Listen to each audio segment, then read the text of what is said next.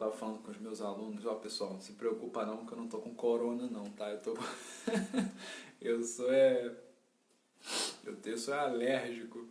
Então aqui você vê que eu tô de casaco. O tempo ficou um pouquinho mais frio, meu nariz já começa a escorrer, eu já fico com o nariz entupido. Só o pessoal não se preocupar. Tá bom? Então, essa foi a nossa meditação japa. Se você está assistindo isso pelo YouTube, toda segunda, quarta e sexta, às 8h15 da manhã, eu faço uma live no meu Instagram, @caibuzani, onde a gente primeiro faz uma meditação japa, todos juntos, cantando o mantra Hare Krishna, e depois temos uma leitura do Bhagavad Gita como ele é, que eu vou fazer agora. Então, se você quiser acompanhar a meditação, acompanhar a live ao vivo, na hora, é só me seguir no Instagram, @caibuzani. E aí você pode participar, perguntar, interagir com a gente. Então agora, parte da nossa leitura do Bhagavad Gita. Hoje,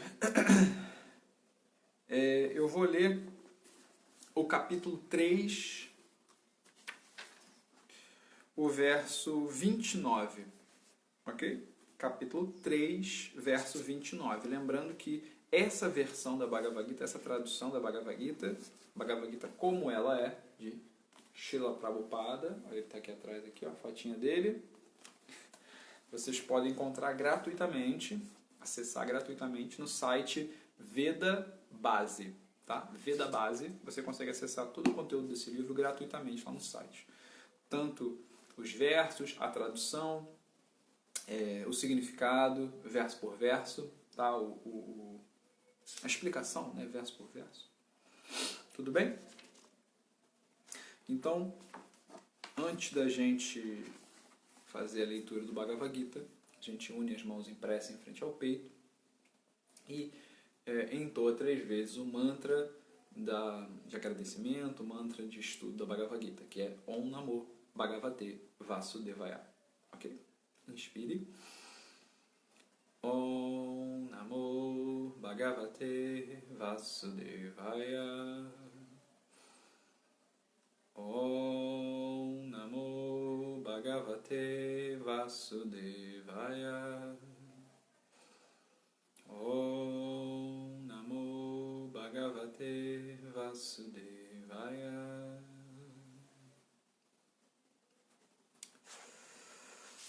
Então eu vou aqui ler o verso 29 do capítulo 3. Tá? Primeiro eu vou ler tradicionalmente, né? A gente lê o verso em sânscrito e logo em seguida a tradução. E o verso 29 é assim: Prakriter guna samuddha sajjante guna karmashu tana krishna vidu mandam Krishna na vichalayat. Cai um pelo aqui. Tradução: confundidos pelos modos qualitativos da natureza material, os ignorantes ocupam-se plenamente em atividades materiais e tornam-se apegados. Mas os sábios não devem perturbá-los. Embora estes deveres sejam inferiores por causa da falta de conhecimento daqueles que os executam. Vou ler mais uma vez. Confundidos pelos modos da natureza material, os ignorantes ocupam-se plenamente em atividades materiais e tornam-se apegados. Mas os sábios não devem perturbá-los, embora estes deveres sejam inferiores por causa da falta de conhecimento daqueles que os executam. Então vamos ver qual é o significado que Srila Prabhupada deu para esse verso, né? Qual é a explicação que Prabhupada deu para a gente desse verso. Olha o que ele diz. As pessoas que não têm conhecimento se identificam falsamente com a consciência material grosseira e estão cheias de designações materiais. Este corpo é uma dádiva da natureza material. E quem é demasiadamente apegado à consciência corpórea é chamado de Manda, ou uma pessoa preguiçosa, sem compreensão da alma espiritual. Os homens ignorantes pensam que o corpo é o eu primordial. Aceitam os laços corpóreos com os outros como parentesco. A terra em que obtém o corpo é seu objeto de adoração.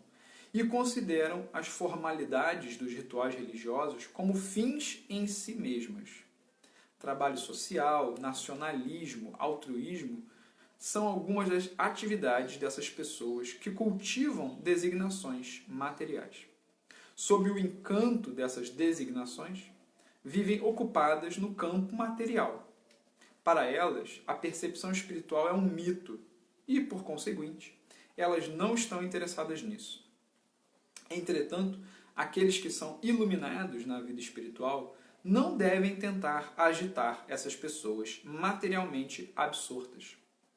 É melhor prosseguir com suas próprias atividades espirituais em silêncio. Essas pessoas confusas talvez se ocupem com os princípios morais primários da vida, tais como a não violência e outros trabalhos materiais beneficentes. Homens ignorantes não podem apreciar as atividades em consciência de Krishna, em consciência de Deus. E por isso, o Senhor Krishna, na Bhagavad Gita, aconselha-nos a não perturbá-los, poupando assim nosso tempo precioso. Mas os devotos do Senhor são mais bondosos do que o Senhor, porque compreendem o propósito dele. Por conseguinte, eles se sujeitam a todos os tipos de risco, chegando até mesmo a aproximarem-se de homens ignorantes para tentar ocupá-los nas atividades da consciência de Krishna, que são absolutamente necessárias para o ser humano. Então esse é o significado do verso 29 do capítulo 3. Então é um verso muito interessante. Para mim, né, quando eu comecei a estudar sobre a Bhagavad Gita, estudar sobre o hinduísmo, eu não lembro se eu vi alguém dando uma palestra sobre esse verso, ou se eu estava lendo algum livro de Prabhupada mesmo, e ele citou esse verso. Eu não sei, mas como eu tive contato diretamente, né, com esse verso no início, né, quando eu comecei a estudar. Porque a gente, quando começa a estudar, a gente não vai direto para o Bhagavad Gita. A gente vai com o professor ou com algum livro mais de introdução, né? Então, o que é interessante desse verso é o que ele fala. Olha, tem pessoas, vamos falar de maneira bem simples, né? bem rasa. Existem pessoas, o que esse verso está dizendo? Existem pessoas que não estão interessadas nesse conhecimento espiritual. Existem pessoas que não estão abertas a ouvir sobre esse conhecimento espiritual.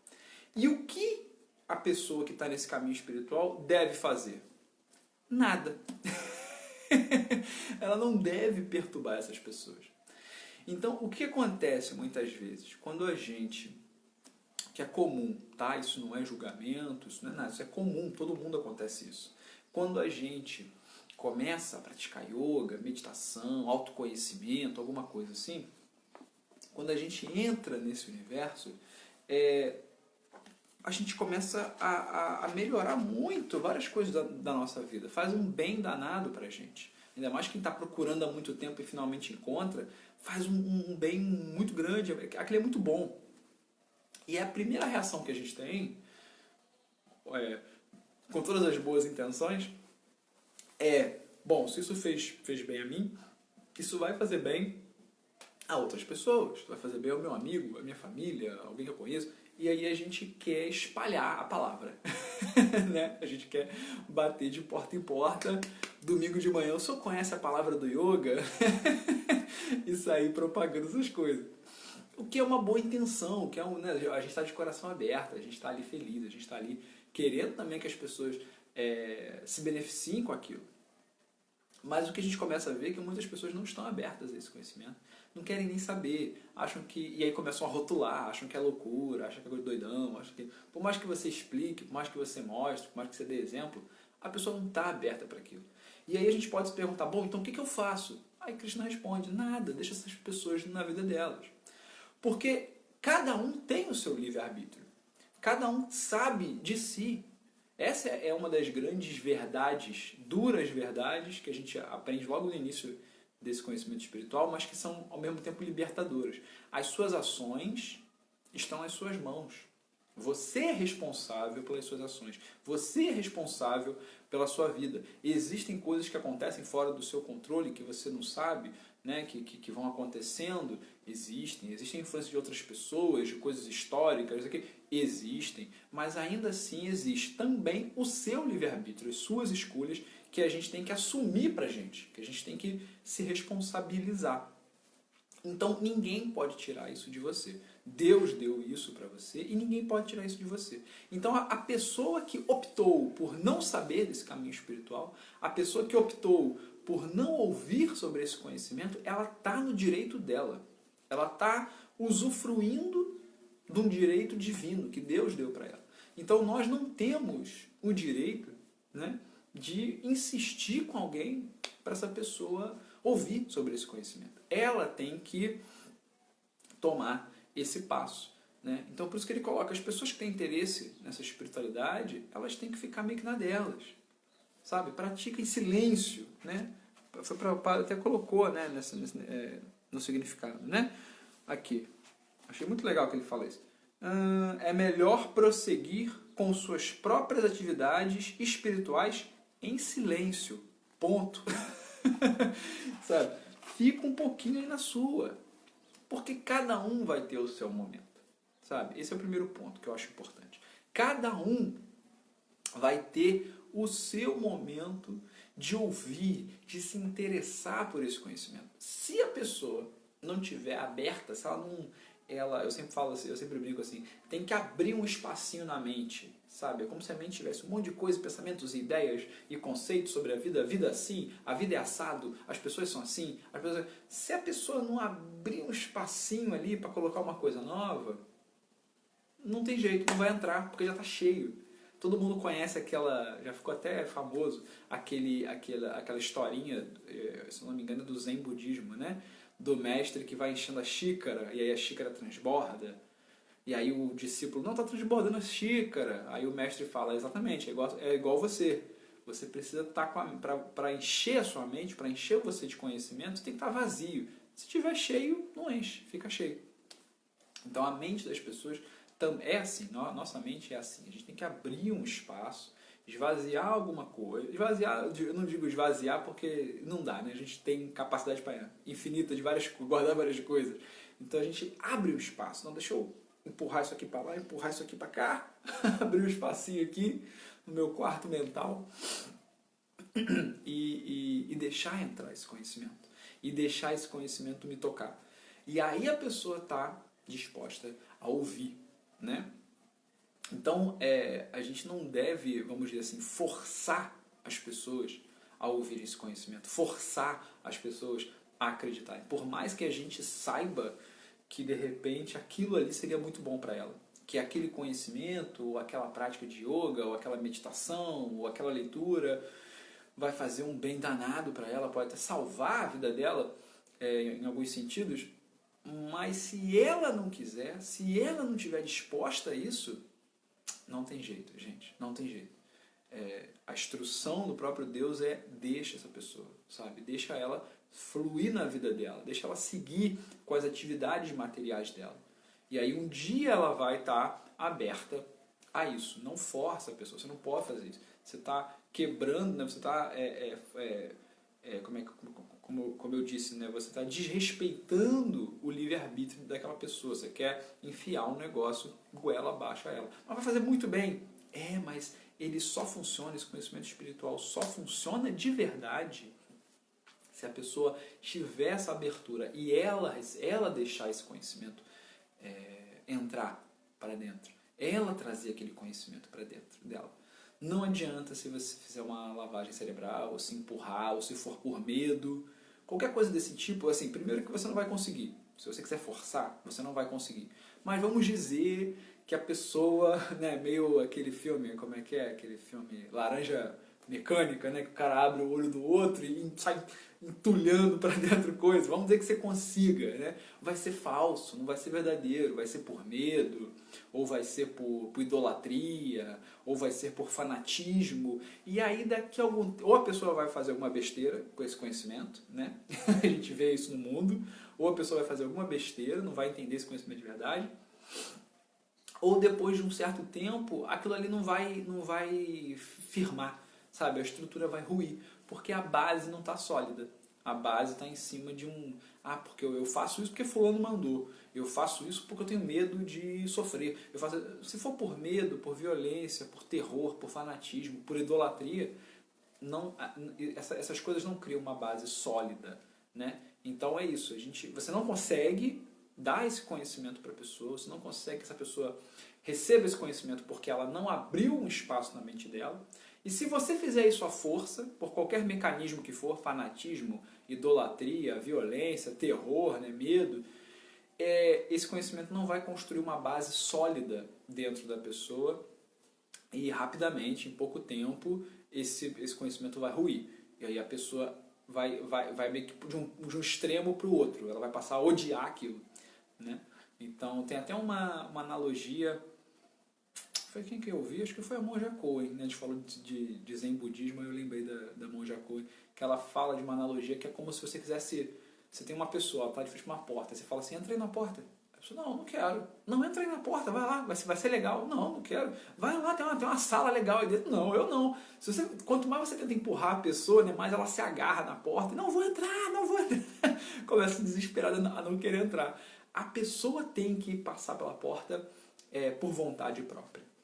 É exatamente isso, esse conhecimento espiritual. Essa é a primeira coisa.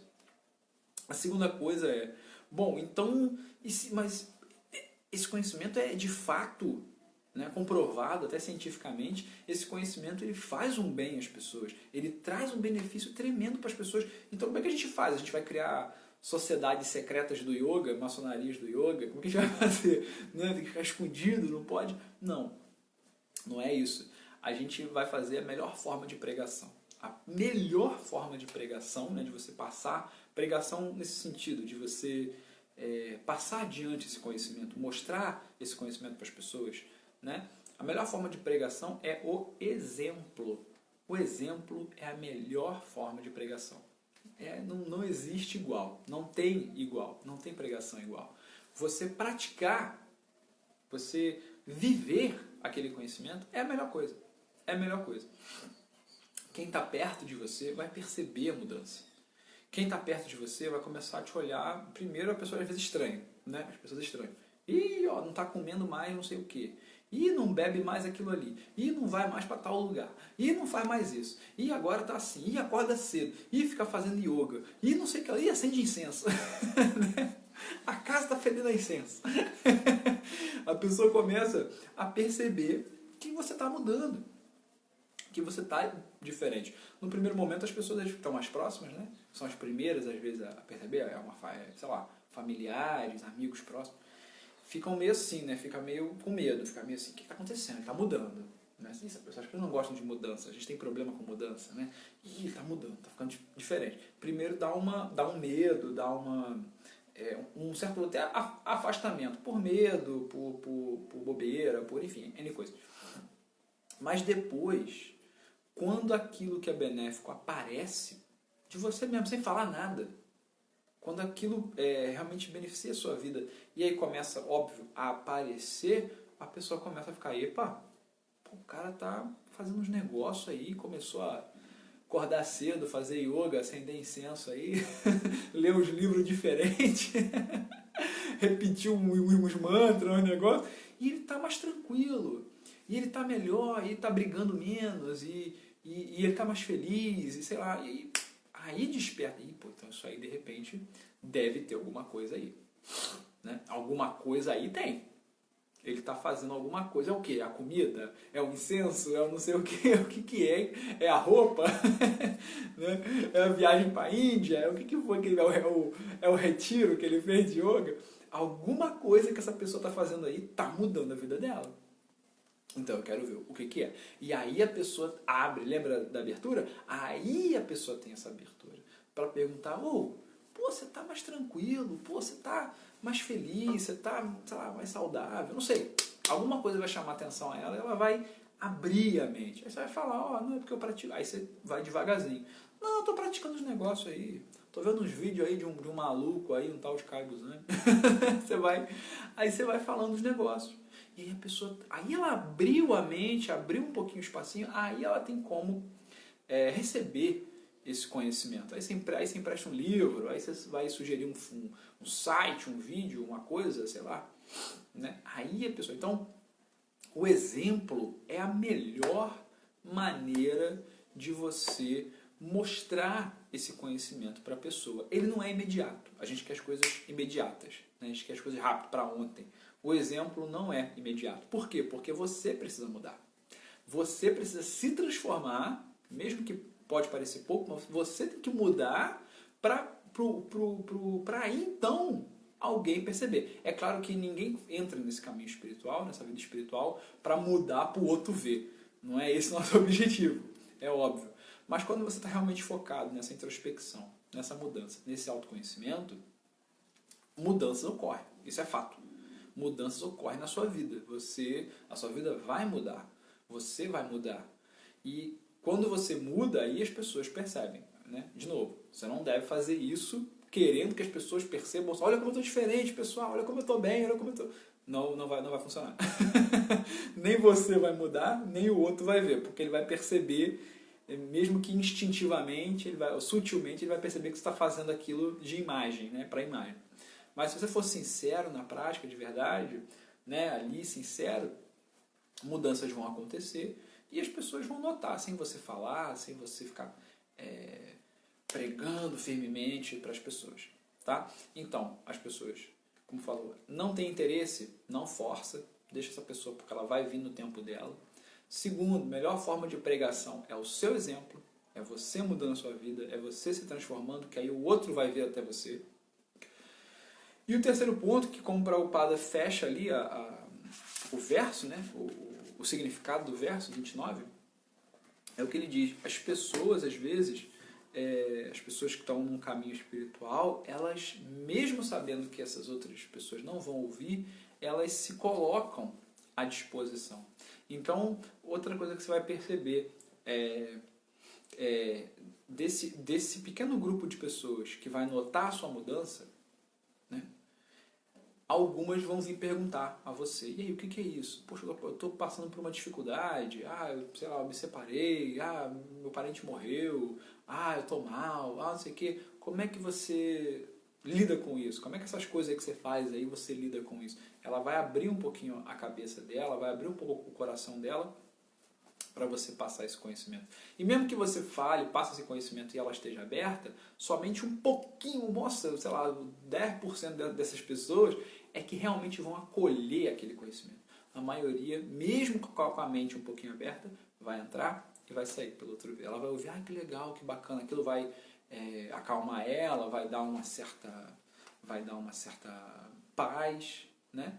Mas não vai durar muito tempo. Vai ser um negócio de uma semana, duas, ela vai ler um livro, vai achar legal, vai se acalmar, e daqui a pouco vai voltar para a vida de novo. Normal, todo mundo é assim. Com a gente foi assim, com todo mundo é assim.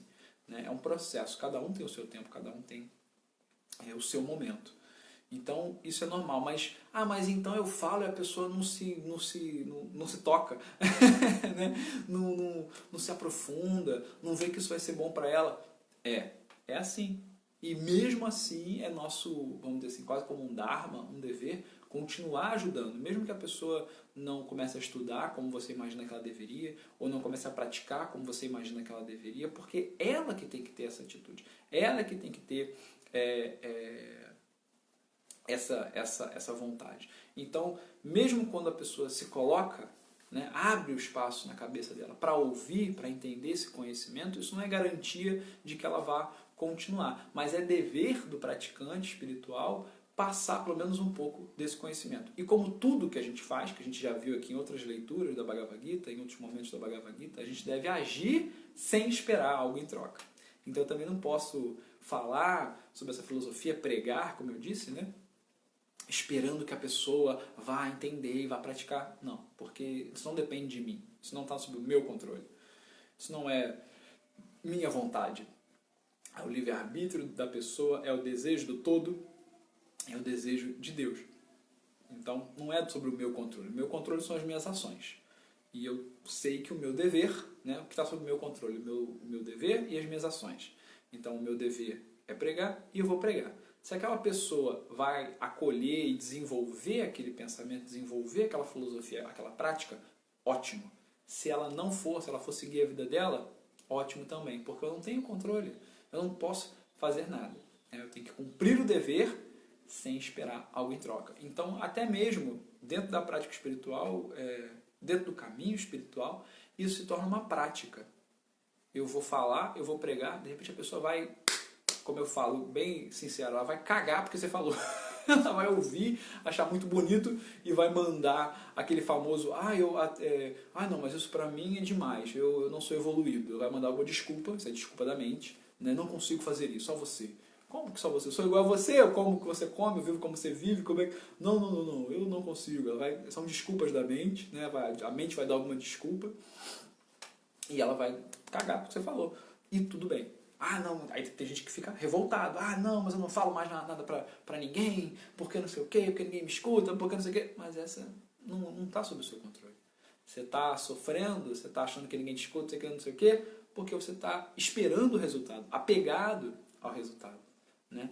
Então, muitos devotos, muitas pessoas pregam, colocam esse conhecimento e de maneira sábia não se apegam ao resultado, porque sabem que eles não têm controle. Srila Prabhupada, né, esse grande mestre que trouxe esse conhecimento pra gente, tem a fotinha dele aqui atrás, eu adoro essa foto dele, que ele está sorrindo aqui, meditando. E tem uma frase dele que é muito engraçada, eu acho muito engraçada, assim, de uma perspicácia, um senso de humor maravilhoso, que ele fala assim, alguém perguntou para ele assim, mas o que o senhor... Ele a vida inteira, o mestre dele falou para ele sair da Índia e ir para o Ocidente para passar esse conhecimento. E todo mundo, já tinham pessoas que tinham feito isso dentro da linhagem dele e não tinham conseguido nada, assim, nada. Né? Iam lá, pregavam, mas não abriam templo, ninguém se interessava, assim, que voltavam e tudo bem. E aí o mestre dele falou, não, mas você vai conseguir. E ele ficou a vida inteira tentando ir para o Ocidente, até que quando ele era um senhorzinho, 70 anos, que ele conseguiu ir para os Estados Unidos e aí formou o que hoje a gente conhece como o movimento Hare Krishna, né? Lá na final da década de 60. E aí alguém, os devotos, virou para ele e perguntou assim, mas Prabhupada, o que o senhor imaginava que ia acontecer quando você viesse aqui para o Ocidente para falar sobre yoga, para falar sobre devoção, sobre bhakti? Ele falou, olha, aí ele respondeu assim de maneira perspicaz, de maneira incrível para mim. Ele falou assim, olha, eu achava que quando eu chegasse aqui, nos Estados Unidos, e falasse para vocês pararem de comer carne, por exemplo, eu achava que vocês iam me expulsar daqui a chute. Que vocês iam sair me chutando, me expulsando daqui. Mas mesmo assim o senhor veio? Ele falou, é o meu dever. Então veja como é que uma alma iluminada, né, percebe as coisas. Para mim, ele falou assim, para ele esperava o pior. Ele falou, cara, eu acho que não vai dar em nada isso. Mas é o meu dever. Eu tenho que cumprir. Então, mesmo assim, eu tenho que cumprir e eu vou lá cumprir. O que vai acontecer? Não sei. Óbvio, a gente sempre espera o melhor. Ele esperava o melhor. Eu espero que a gente possa espalhar esse conhecimento, que muitas pessoas possam se beneficiar, que muitas pessoas possam se interessar por esse conhecimento, mas não estava sob o controle dele. Então ele também falava, cara, eu vou chegar lá, esses caras não vão nem me dar ouvido, vão me expulsar de lá, mas eu tenho que cumprir o meu dever. Né? Não interessa se eu vou conseguir uma coisa gigantesca ou se eu não vou conseguir nada. Eu tenho que cumprir o meu dever. Então, é exatamente isso. Esses são os 3 pontos que eu queria lembrar para vocês.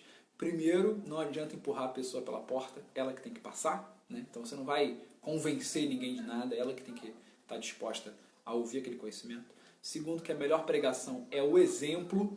Melhor pregação, melhor forma de você mostrar para alguém que aquele conhecimento realmente é benéfico é através do exemplo. E o terceiro ponto é que essas pessoas que abrem um pouco a mente, que estão um pouco abertas para receber esse conhecimento, a gente não tem controle, a gente deve pregar para essas pessoas, a gente deve falar sobre esse conhecimento para essas pessoas, deve ter toda a paciência do mundo e vontade do mundo, mas a gente não tem controle sobre o que vai acontecer depois. Se elas vão se interessar, se elas vão entender, se elas vão concordar com esse conhecimento. A gente tem que pregar, a gente tem que falar, né, passar esse conhecimento adiante sem esperar nada em troca, só cumprindo o nosso dever, o nosso Dharma. Tudo bem? Então eu vou fechando por aqui, que a gente já está no limite. Hoje eu falei um pouquinho mais, né? A ideia dessas lives da Bhagavad Gita é ser um pouquinho mais breve, mas esse assunto é muito interessante, eu adoro esse verso, o verso 29 do capítulo 3. E esse momento, eu, pessoal online, eu queria deixar aí esse espaço para quem quiser contribuir alguma coisa, quem quiser fazer alguma pergunta, quem quiser falar. Tô vendo aqui que Silvânia entrou aí, minha querida, tudo bem? Saudades, que bom que você está aqui com a gente. Se alguém tiver algum questionamento, quiser dizer alguma coisa, tá aí o momento para vocês.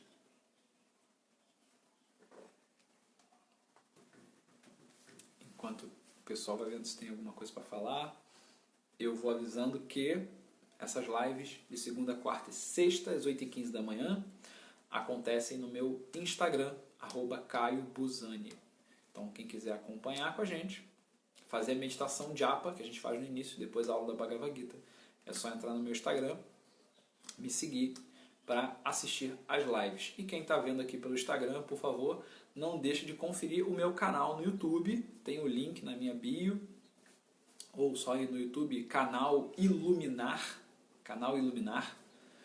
porque ela tem conteúdo exclusivo do canal do YouTube. Então tem vídeos, tem aulas, tem meditação, tudo exclusivo do canal.